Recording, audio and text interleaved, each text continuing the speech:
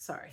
So the Vayigash that he's talking about, that Yosef is meeting Yehuda, Yehuda is coming close, and he's saying, I'm going to come close to you in either of three things, either in reconciliation, in supplication, or in battle. And the words that Yehuda speaks to Yosef are kind of double-edged words.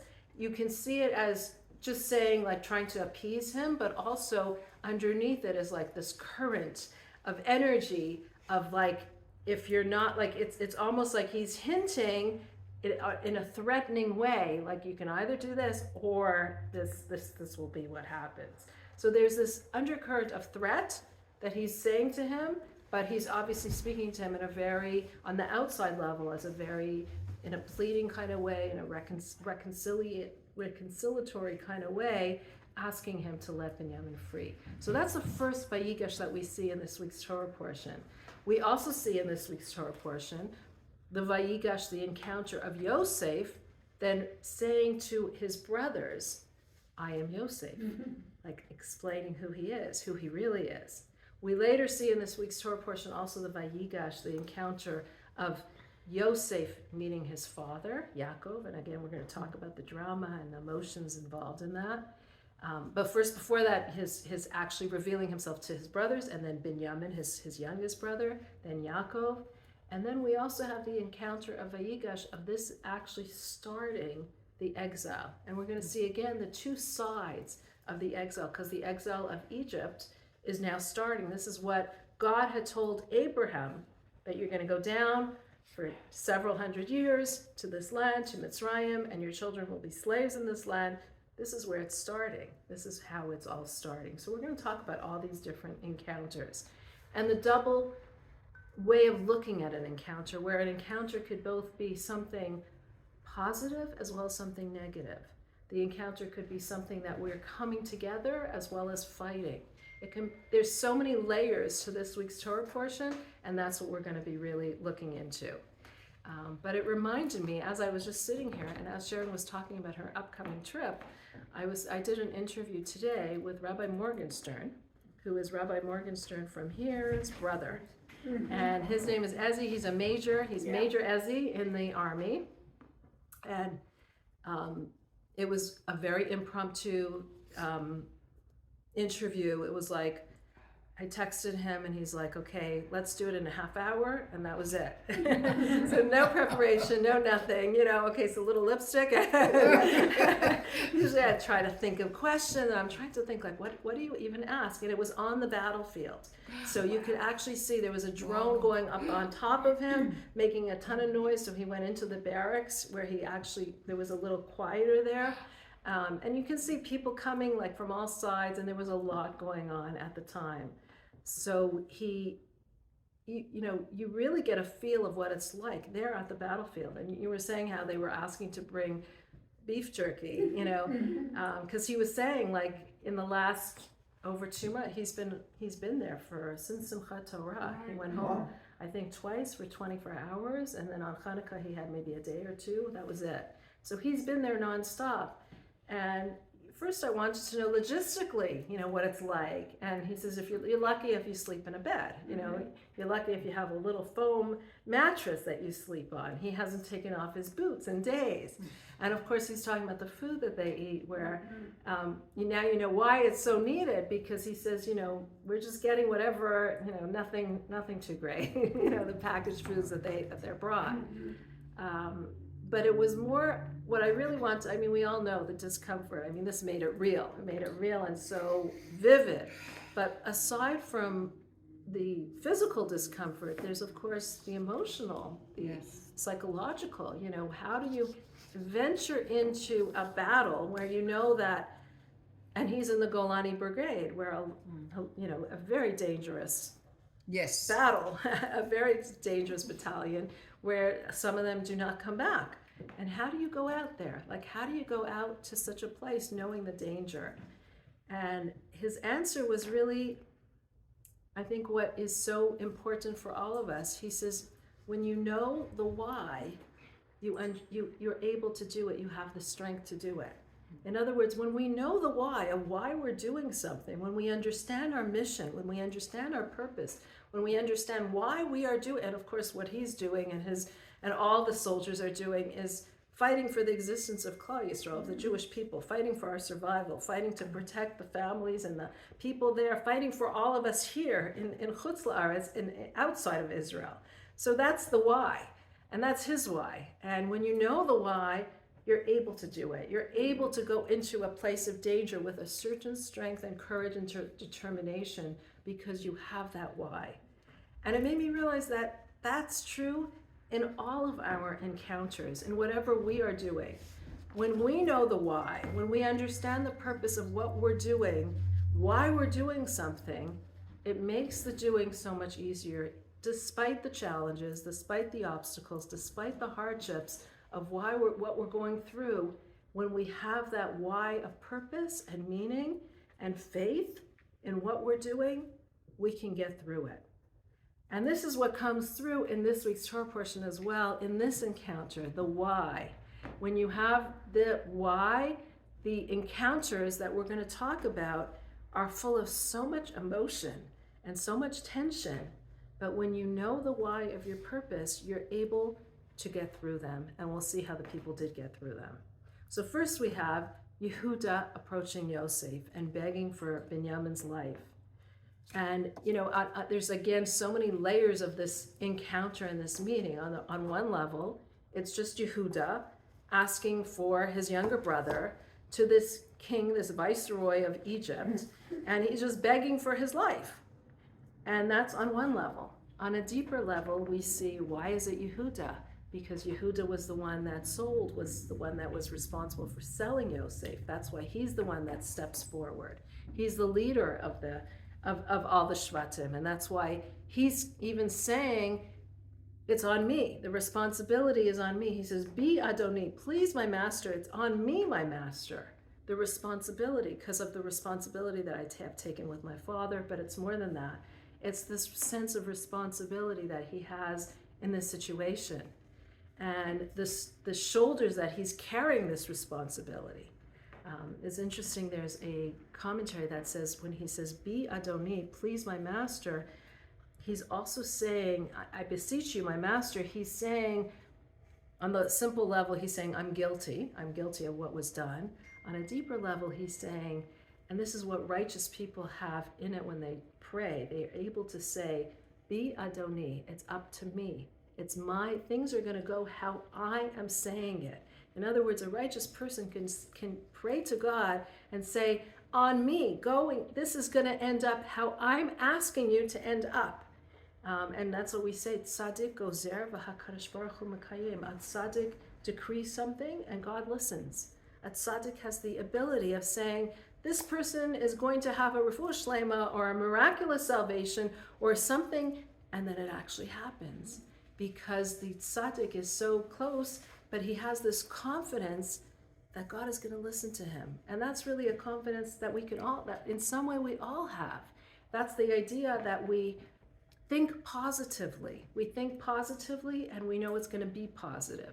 Tracht gut wird sein gut. You think something positive, it's going to end up positive. And what does that mean? Like what? Because I'm thinking positive, it's going to end up positive? But what it really is saying is that my connection with God is so that I know God is only good and God is going to do good for me. Whether I deserve it or not, it doesn't really matter. I know God is only good and therefore he will do good. And when you have that faith in God, that God, I expect you to be doing good, God in turn reciprocates and does good.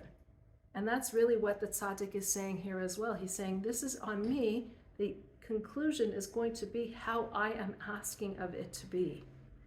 So this is on the level of Yehuda as a person approaching Yosef. Now on a deeper level, we also have Yosef and Yehuda here, which represents two kingships throughout a schism that we have throughout Jewish history. We have, and it goes till the end of all time. We have Yosef, who's the son of Rachel, and Yehuda, who's the son of Leah. And they represent two different ways of looking at life and two spiritual forces in life. And these two spiritual forces represented throughout Jewish history a certain two-pronged path. So we have the kings who were Beit Malchus, Beit Yehuda, and then we also have the kings of Beit David, and we also have Malchus Beit Yisrael, the Jewish, which was, and the Jewish people were divided with these two different kingships for a long, long time. And we have this discrepancy for a long, long time. And that's what is represented in this meeting between these two great people, Yehuda and Yosef, these two great Jewish leaders. And this is, we're told this is a division that's going to take place till Mashiach comes, where we even have Mashiach ben Yosef, who's the Mashiach that prepares the world. And we have Mashiach ben David, the Mashiach who's actually the one who brings us in to the Messianic era. So this is the two that are meeting now, and this is what the two are representing as they're meeting. On a spiritual level, they also represent the different ways of spiritual preparation and spiritual work that we do.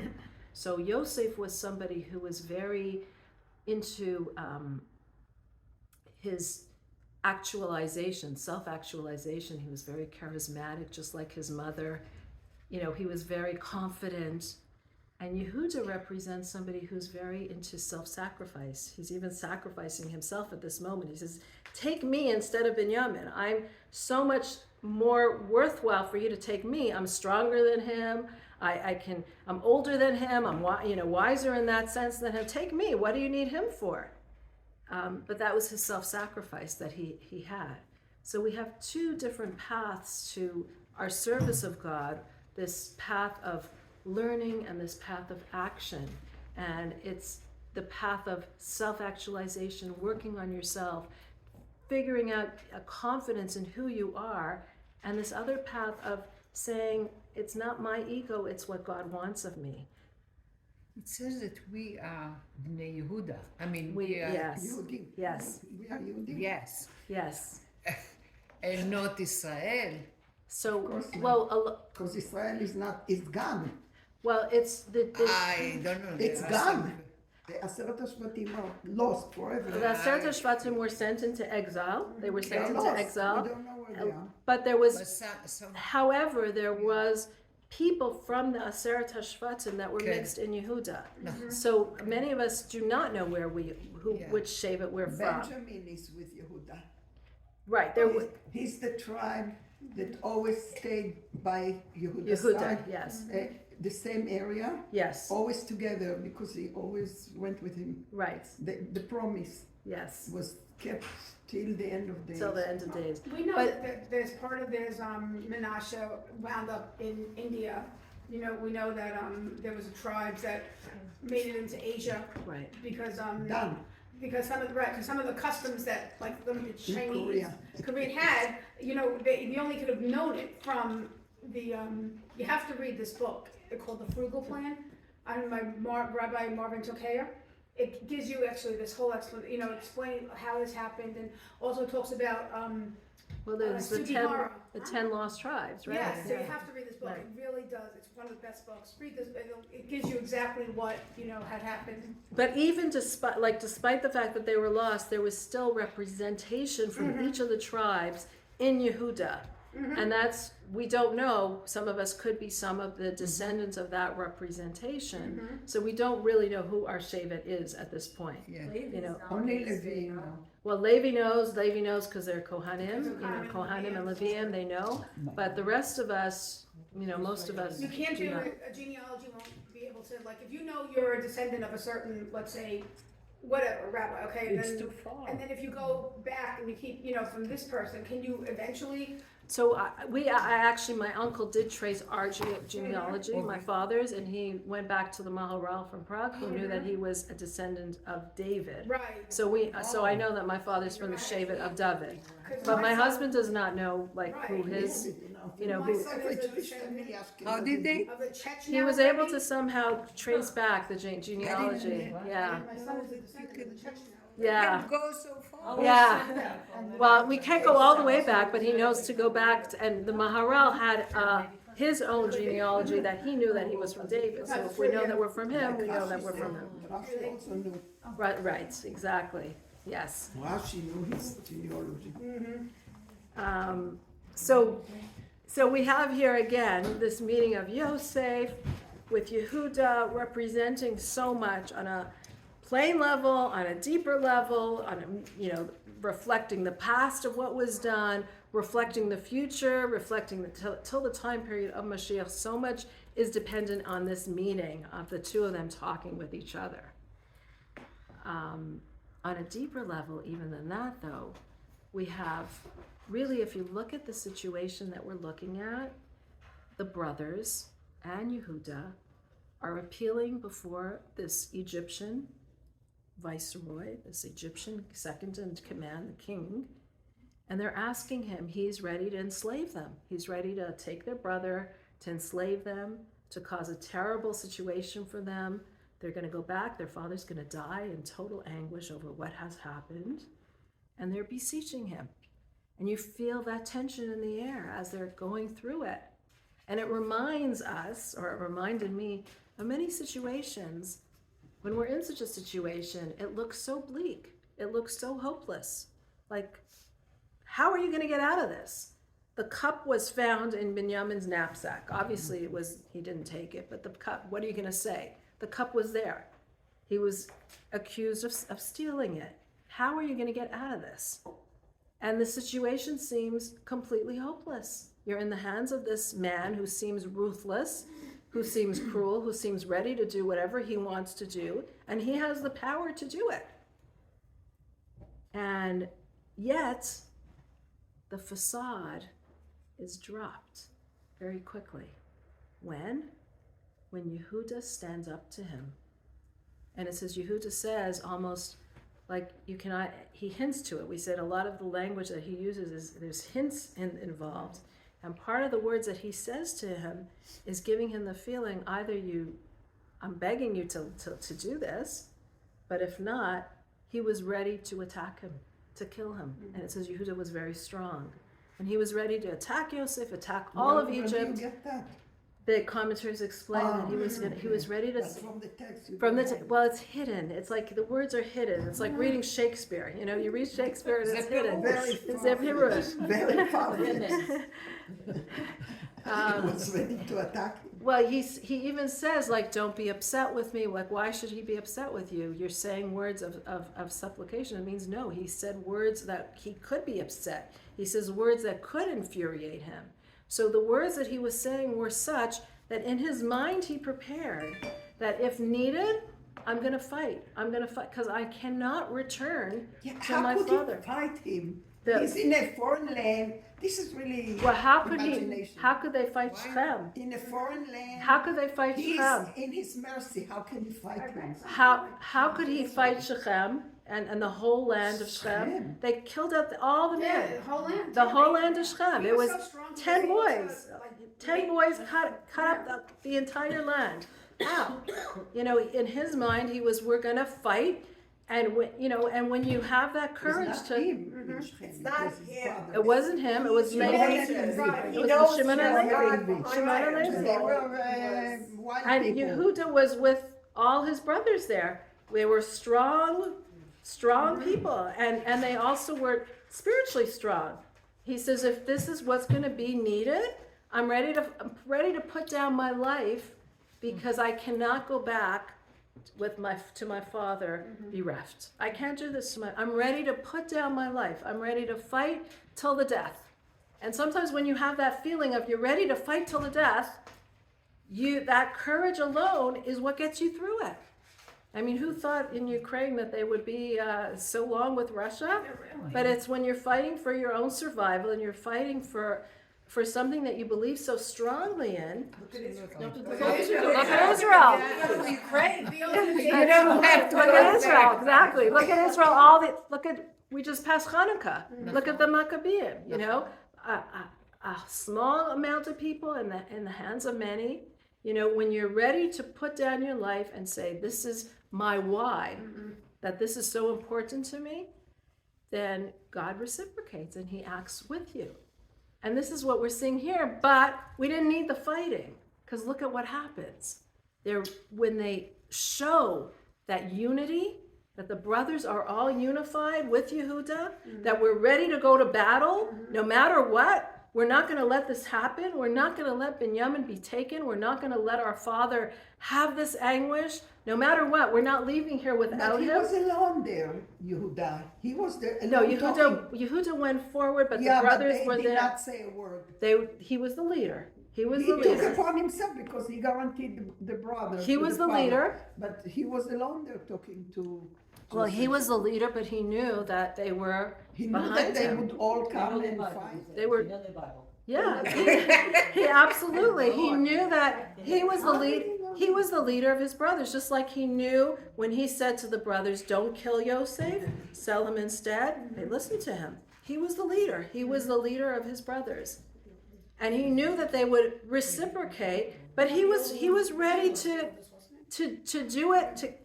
I mean, he's alone with Yosef in the room. He was ready to fight, and in fact, one of the commentaries explained that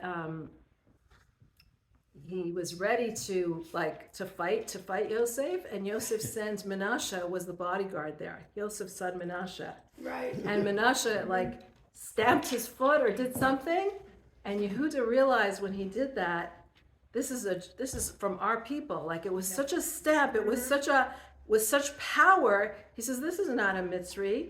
If he's able to do something like that, to stamp his foot against me, this must be a son of Yaakov. This must be a son of Yaakov. Like that thought went into his mind.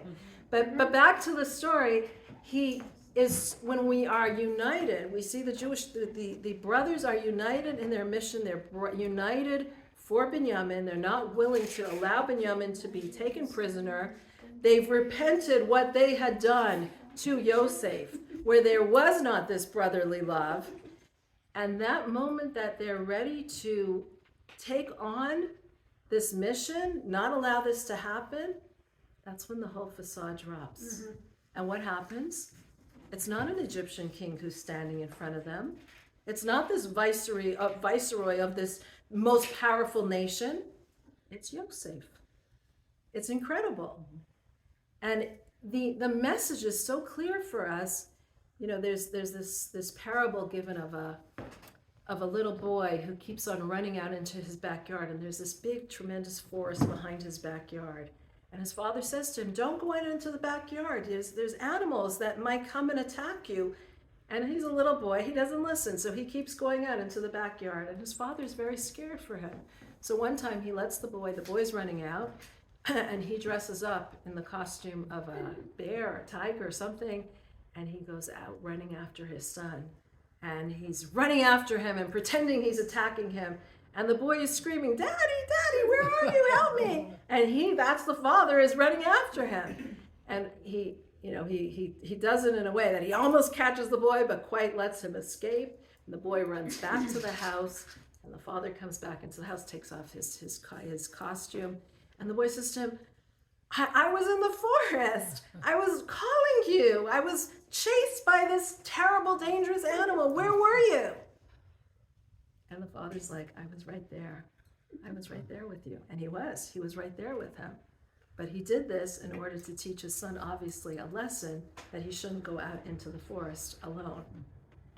And the parable is something that we can sometimes see in our own lives. We're in a situation where it feels hopeless. It feels like we're in front of this evil king or this terrible circumstance, this terrible challenge. And when we can summon the reason of why we are there, which is exactly what happened here, the reason why they were there, the reason why this whole setup was in order for them to repent, in order for them to reenact a similar situation and not fall into the same trap as they did when they sold Yosef. And when they pass that test, that's when we see the entire facade drops, and the entire challenge and the problem drops. And sometimes in our own lives we see this, and sometimes we don't see it. Sometimes you see that you're in a situation that you've been set up, and the scare and the trepidation and the challenge and the worry and the anxiety that you're feeling, And sometimes it's there in order to bring out something strong within you, in order for you to overcome something. Any of you ever experienced? Okay, like sometimes you see it, sometimes we don't. Not always do we see it. But once you've accomplished the reason why you were put in that challenge, once you've gotten the strength and the determination or the spiritual resources that you needed to get from that situation, suddenly the facade drops and the challenge is no longer so threatening. And that's what we see happening right in front of our eyes here. And I think that's an extremely powerful moment for all of us. Once God gets from us what we need to be doing, then Ani Yosef. I am Yosef. I'm not this scary person. I'm Yosef. I'm your brother. Ha'od Avichai, is my father still alive? And that's what we see from that first encounter. I want to go on to the next encounter where Yosef meets his brothers. And I mean, he's there with his brothers, but where he reveals himself to his brothers. And he says to his brothers, I'm Yosef, it's me. And the next words he says, don't be pained. Don't be upset by what you did, because God has sent me here. And I think, again, these words are so powerful. He's telling his brothers, I know what you did to me. I'm not angry. I'm not angry. I mean, again, let's realize what they did. 17 years old, a 17-year-old boy. Brothers are ready to kill you. We're ready to sell you to slavery. Now they regretted it. It says now they were even looking in all of Egypt. They even went, it says they went to all the houses, the streets in Egypt. They went to the parts of Egypt that was the houses of prostitution. It says why? Because Yosef was very good looking and they thought maybe he was sold into some kind of prostitution. So they're looking to find him and to redeem him. They were looking everywhere to redeem him because they felt this weight now on their shoulders. But when they did it, it was horrific. And Yosef could have had a tremendous anger towards them. How could you do this to me? And now he's in a position to take revenge. He says, don't worry, I'm not angry at you. Not only am I not taking revenge, but I'm not angry with you because God has sent me here.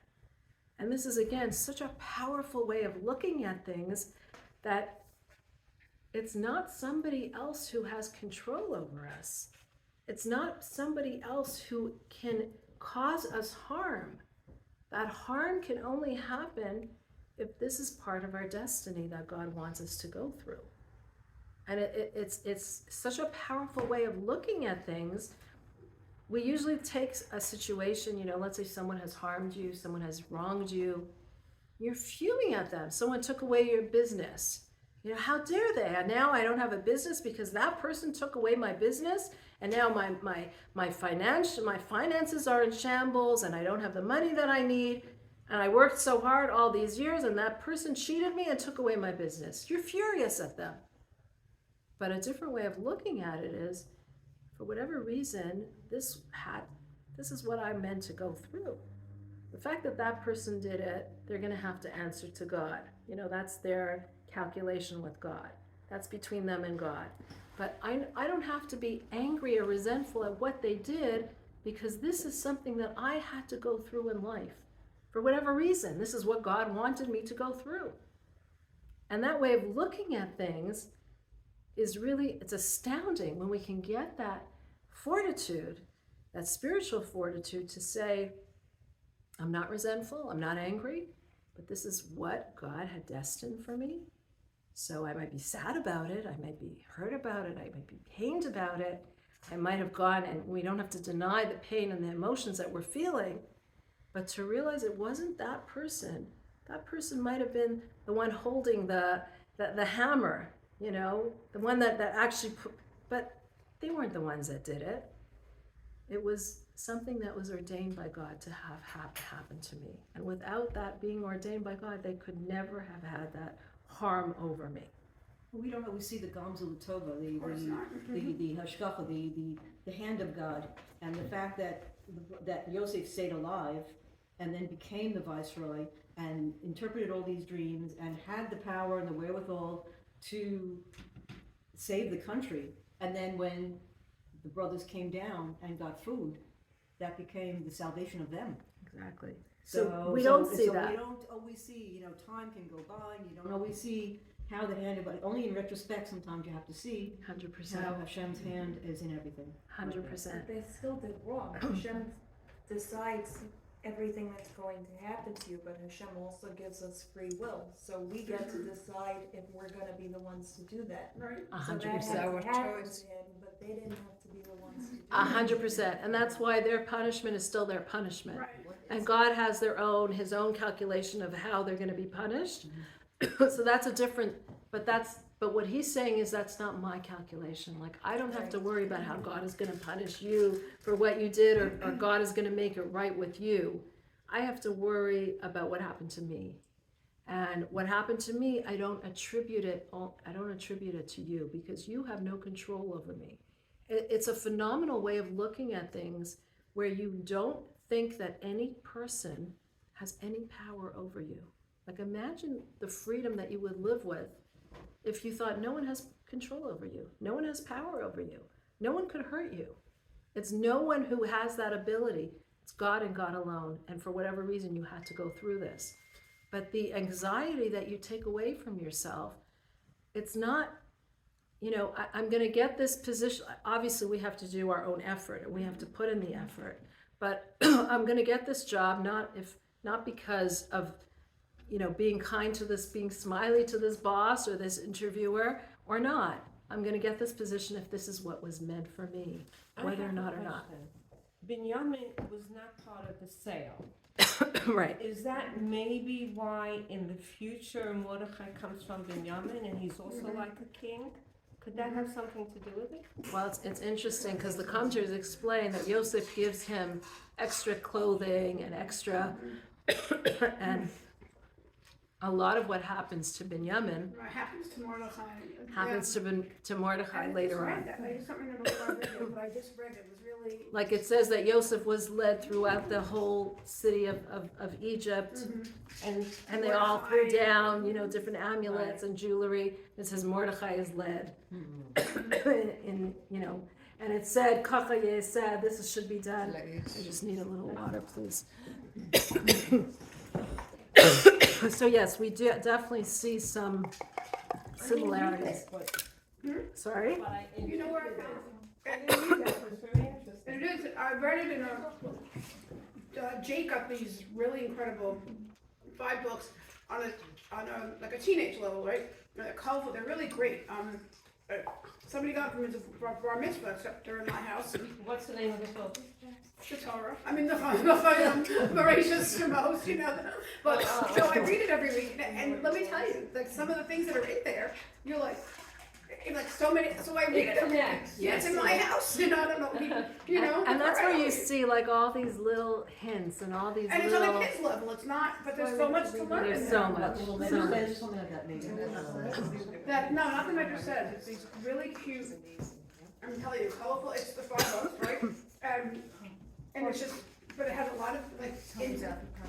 Yeah, something like that. it's called. I think and it's really cool. I love it. So that's the encounter that Yosef has with his brothers, and he's trying to say to them as well, you might have done teshuvah out of fear, do teshuvah now out of love. And the way that we can do teshuvah out of love, it says, the example that's given is, it says the king had this beautiful gem on his ring, and it was a gorgeous gem, and somehow it got scratched, and the whole gem was ruined. But there was this one craftsman who, what did he do? He took the gem, and the place that it was scratched, he was an expert craftsman. He actually engraved this beautiful flower over it, incorporating the scratches into the design of the flower so it looked even more beautiful. And that's the idea of teshuvah out of love, that you take this scratch, that you take something that you've done wrong, and when you do teshuvah over it in a proper way, it brings you even closer to God. So your love with God is even more, it's strengthened, and in this way, the gem is even more beautiful. So the next encounter I want to talk about, time is really running out. But the next encounter I want to talk about is Yosef and Binyamin. Yosef hugs Binyamin and they embrace. It says he even asked Binyamin for the names of his children, and he had 10 children, and every child he had was some hint to how his brother was taken away. Like one he called Bechor, because Yosef was the Bechor, the eldest of my family. One he called Beauty, because Yosef was so beautiful and handsome. Like each one he called Mourning, because I'm mourning over my brother. And each one he showed Yosef how he was mourning him. I don't know what's in my throat. Sorry, if I could just ask you for a little bit more water. No.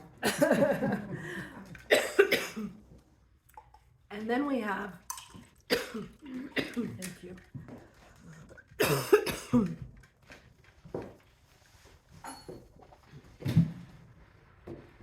And then we have Yosef crying on the neck of Binyamin, and Binyamin crying on the neck of Yosef. And the commentaries explain why were they crying on each other's neck? Because they had a vision of the destruction of the temples that would take place in each other's portion. So the destruction of the 2 temples happened in Binyamin's portion, and the destruction of the Mishkan Shiloh was in Yosef's portion. And what does the neck have to do with it? So what is a neck? What do you mean, Yosef portion? Mishkan Shiloh, the Mishkan of Shiloh, the tabernacle of Shiloh, was in Yosef's portion in the land of Israel. In the land. Joseph did not have enough. Ephraim and Manasseh, his 2 children. Fine. So it was in their portion. בחלקה שלו. You okay? I don't know what's with that. Slow down, it's okay. Yeah, right, stop it, Take a breather. Maybe chocolate. Oh, chocolate. Chocolate helps everything. It does make everything better, yeah. No, I've had this cough for the last 3 weeks since I came back from Toronto, and I just can't. I was doing an interview and I had to stop and cough in the middle of the interview. It was horrible. So let's talk about a neck. What is a neck? Support. They say that there's a joke that says the woman is like the neck. She makes sure that the head goes in whatever direction she wants. She's the boss. She's the boss. She turns the head wherever she wants. And that's in a sense what a neck is. The neck is what connects the head to the body. When you sever the neck, you have no connection from the brain to the body. So the neck is the thing that provides the sustenance from the brain to the body, the thoughts, the bloodstream. It also is what provides the nourishment. We eat through our, passes through our neck, through our esophagus. It provides the nourishment for the body. On the other hand, the neck is also where the blood stream that comes from the heart goes through the neck to the brain as well. And that's what the temple is. The temple is the center of the Jewish people. It connects us to our source, the brain, which is God, and connects the Jewish people, the heart, to the brain. God is our source.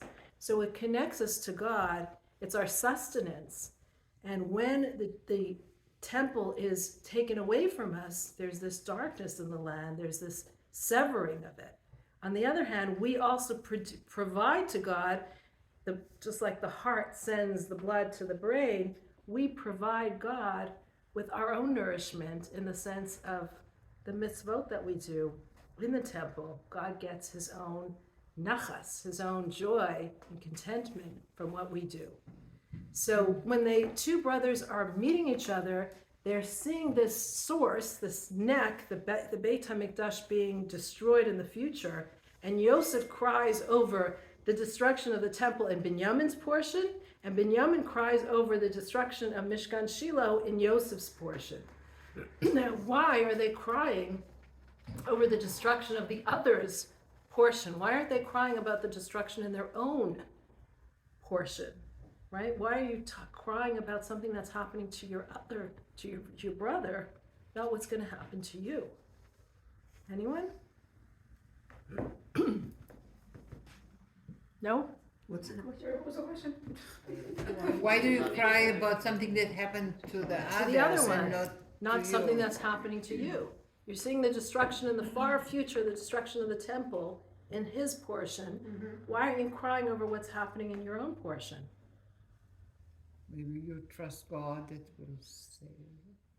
Well, here we learn a very Because he appreciated more the other Showing. Mikdash. Joseph showing empathy, definitely had to showing appreciate empathy. the Yeah. Mikdash Sharing in But why empathy. Benjamin? Judah's, Yeah. But in why? Judah's Binyamin, because he knew that this is not the real one.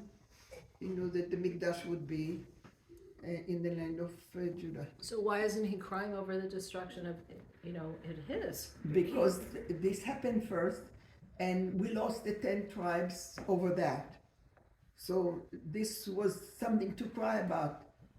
Okay, that's an And, interesting. and the second one, the He's- galut, The galut. this was the real galut, and Yosef represents the galut, so he cries about that took the Interesting. nation out to galut. Interesting. I think because he's crying over it because he's putting the other person above him.